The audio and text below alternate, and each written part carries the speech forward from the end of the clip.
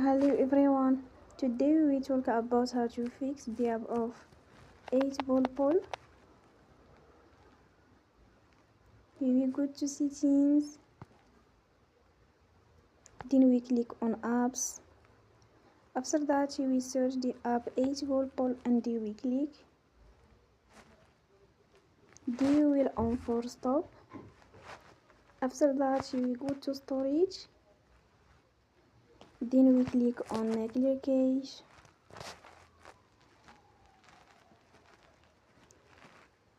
In the end, you will turn your Wi-Fi and you will turn again. Don't forget to support us by like and subscribe.